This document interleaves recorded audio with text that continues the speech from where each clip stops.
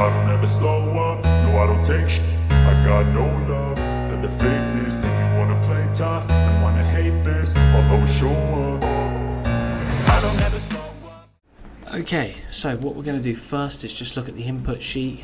We've got the day that we start the program, kg or pounds, change 2.5 to 5 if you're going to use pounds. You got your 3 1 rep maxes that you need to input here. Ignore this section for the time being.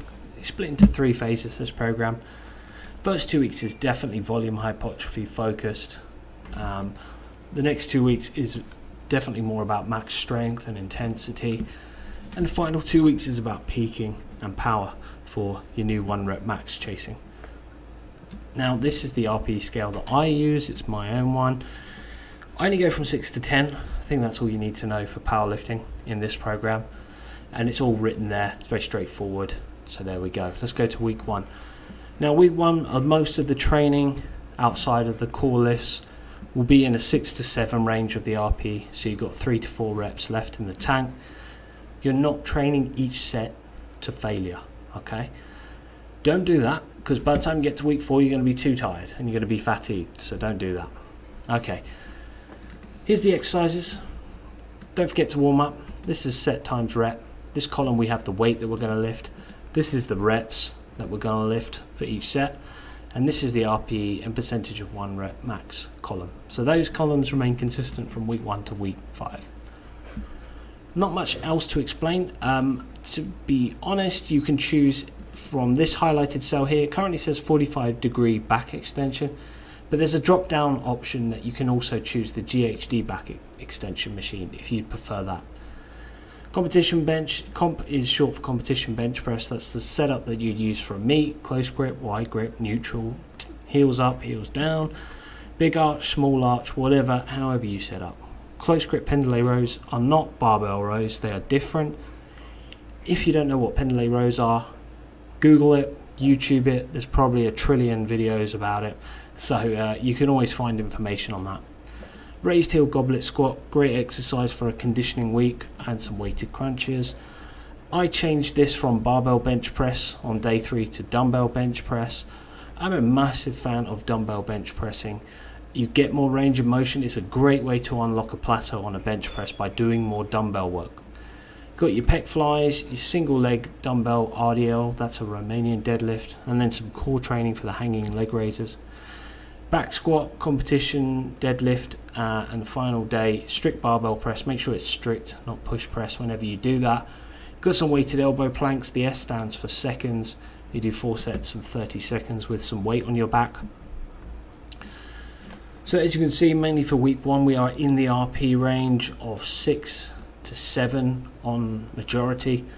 Occasionally we might peak at an RP of 8, but that would be the maximum. We are not trying to go all out, max effort, RP 10 for every set, every rep. No, there's got to be balance. This is the first week of the training program, so we're keeping load lighter and focusing more on volume and hypertrophy training, which is focusing more on lighter weight with time under tension. There we go, that's week 1, so let's move on. So let's go on to what I call week 2. So week 2 is still muscular conditioning, it's still in phase 1, but the difficulty is increased. So we're going to talk about the main talking points of this week. This week's pretty messy in terms of the squat sessions, it's a bit over the top complicated, but I'll roll with it, and I've kept it in there, because I still think it's a good idea, albeit I'm not going to say what I think I say, but yeah, it's a little bit complicated. So max rep, 10. That's your target. Day 1, back off squats, 80% of your 1 rep max. You need to training max there. Extra volume squats. So what you need to do here, after you've done that max rep, you're going to add 5 pounds each side of the bar, 10 in total, or 2.5 kg, 5 in total, and do 5 sets of 3 with 60 seconds rest. But that's if you were able to do the minimum of 8 to 10 reps. If you were not, you need to change that, and what you need to do instead is reduce the weight by 2.5% for that session as well as your 1 rep max. But regardless of whether you were able to achieve the minimum 8 plus 8 to 10, you still need to do these 5 sets of 3. So if you weren't, let's say, take for example, you were not able to do 8 reps, say you did 6. Use this figure in here to do your back offsets. This is a reduction of the 160, 2.5% reduction of the 160, which is 155 kilograms. So I will do 155 kilograms for 5 sets of 3. But in addition to that, you want to reduce your 1 rep max, because this is a good sign that maybe you've got that wrong. So we go back to the input sheet, and this is this one right here, the first session, day 1 of week 2. That is your new 1 rep max, which is a reduction of 2.5% of your original one, which is here. So you're just going to write 195 and boom, done. But you're going to ask me, should I do that weight now, do 155 after reducing it, or should I just use this way? Use the 150, not the 155 that's been changed in there now. I hope that makes sense. Can you see it's a little bit over the top complicated?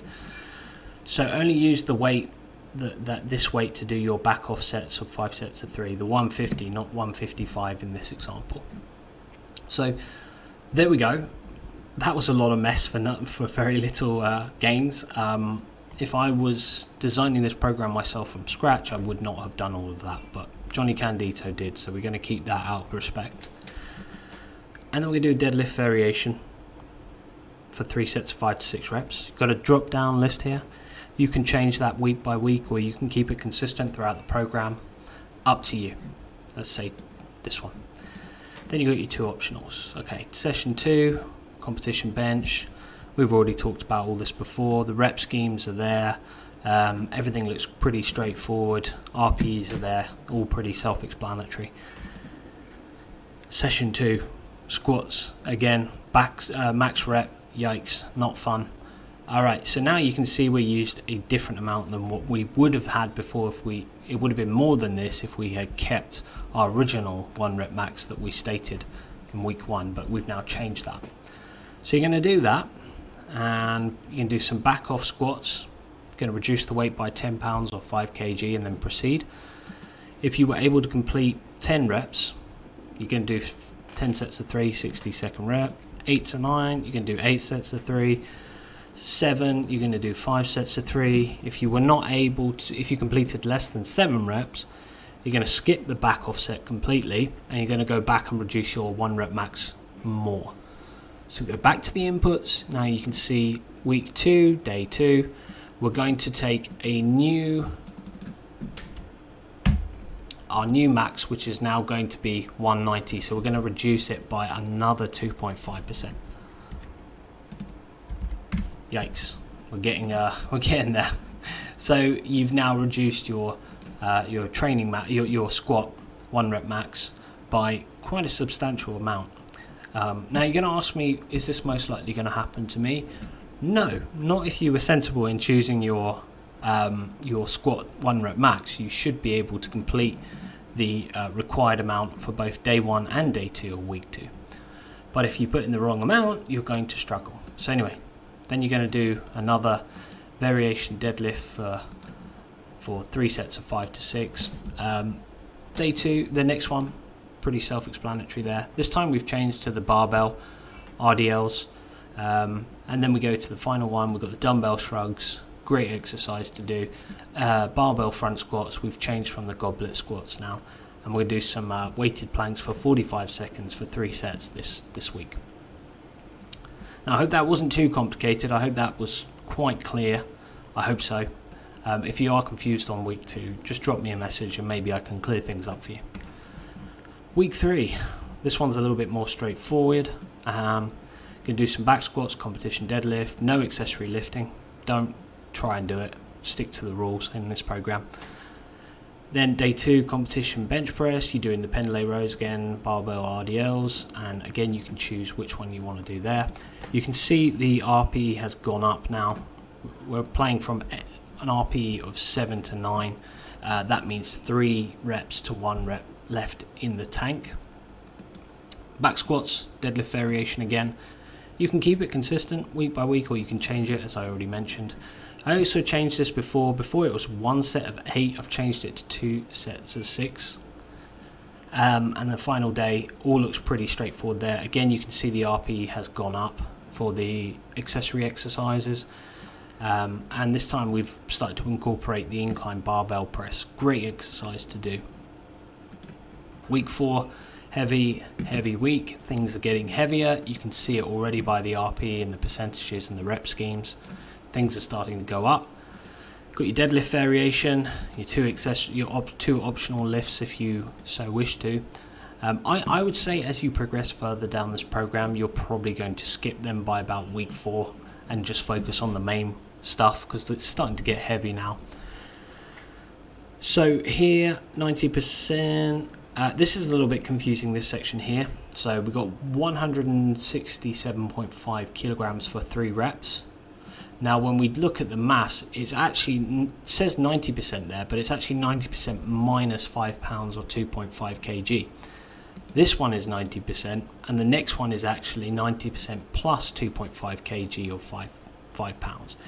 So just wanted to clarify that, but just stick to that. I've made that a little bit more complicated than it needs to be. I didn't probably need to explain that. Competition bench press, 3 sets of 3. So you can tell now we're starting to get heavy. We dropped the number of reps per set a little bit more. When you compare this to week 1, we're doing 4 sets of 10 here.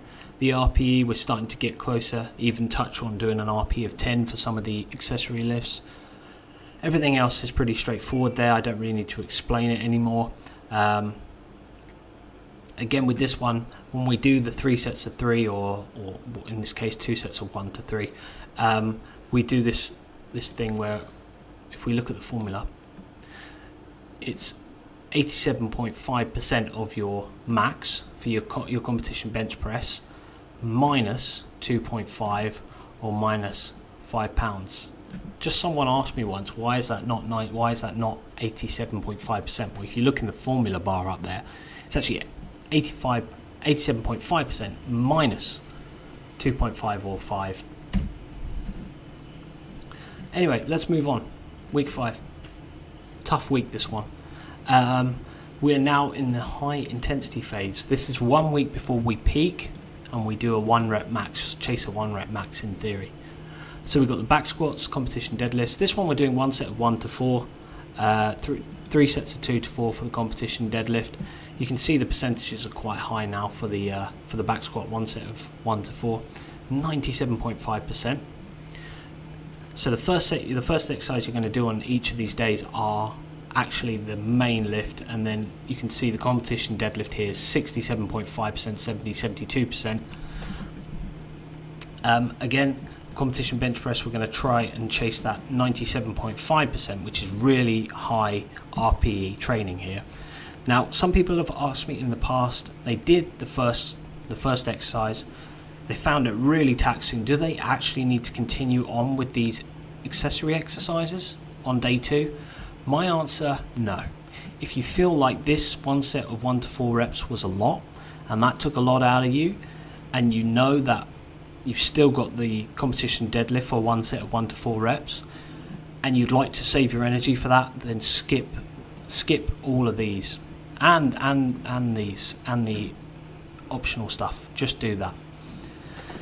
That's super easy. I love explaining that week. It's that simple. It's just 97.5% for your top 3 lifts, and try to do anywhere from 1 to 4 reps.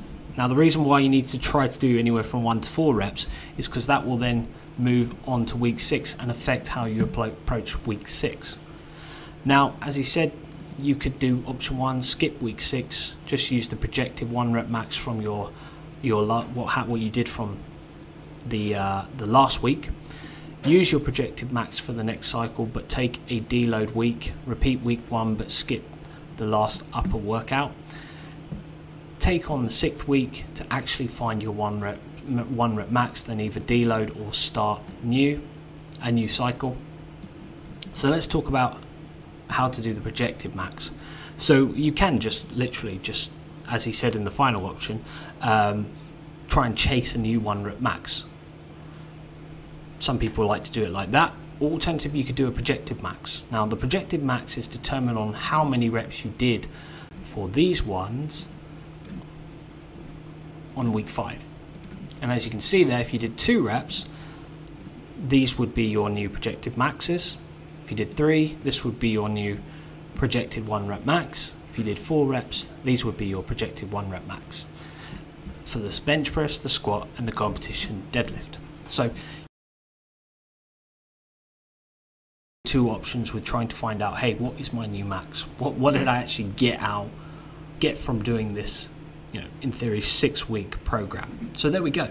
That's everything there. I'd say that was all pretty self-explanatory after my explanation and the fact that I've taken time to try and simplify this program. If you have any questions, you can message me on Instagram, or you can comment on YouTube, or contact me on Facebook. Have a nice day and good luck with the training program.